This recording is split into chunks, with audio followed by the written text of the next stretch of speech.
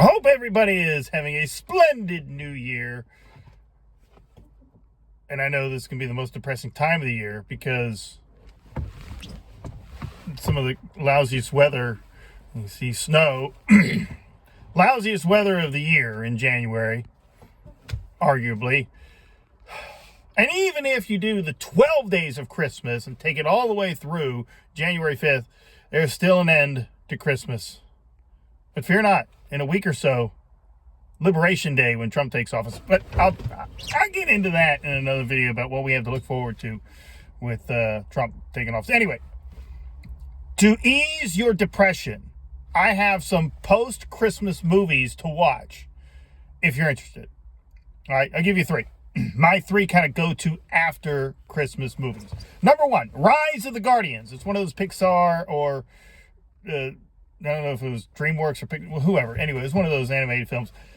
It has Santa Claus in it, but it also has like the Easter Bunny and Tooth Fairy and Jack Frost. And it's actually kind of pretty unique, pretty creative. And because it has like Santa Claus in it, but it's not about Christmas, it's a good like after Christmas movie to watch. So good for the family too. Good for the family. So Rise of the Guardians. There's a second one. I haven't seen that one, so I can't comment on that one. But that's a decent one. Here's another one. Fat Man. Not Fat Man and Little Boy. That's totally different. Fat Man. And I just discovered this one this year. And I don't know where this movie has been for the past 4 years of my life, but it apparently came out in 2020. And it's got Mel Gibson as Santa Claus. I mean, that's pretty much all you really need to know about the movie with Mel Gibson is portraying Santa Claus. It's a pretty unique and creative take on Santa Claus. But most of the movie, why it's a good after Christmas movie is because most of the movie takes place after Christmas. So Santa Claus, and here's one of the unique things about it, that in this universe that the movie's in, everybody does believe in Santa Claus, even grown-ups.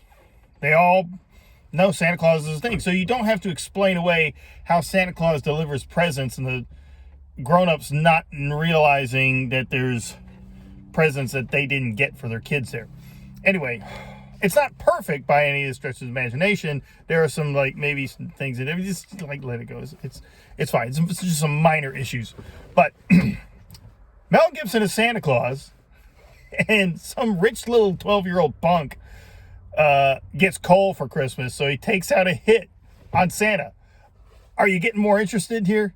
This one's maybe not for kids. And hires Walt Goggins, yes, Boyd Crowder from Justified as a hitman to take out Santa.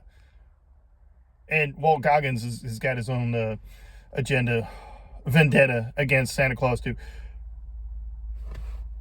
Just watch it. And then my third one, which really may not have anything to do with, I mean, it has a Christmas scene in it, but it takes place like throughout a year. And I don't know why, but it is kind of embedded in me as a New Year's January type film, because when I was growing up, there was a local PBS station that would play this at New Year's time. And James Earl Jones would be like the presenter. He would introduce the movie and then at the end come back on. And it is the made-for-TV 1983 stop-motion BBC classic of The Wind in the Willows, based on the book from like 1908. If you know anything about Wind in the Willows, then you know.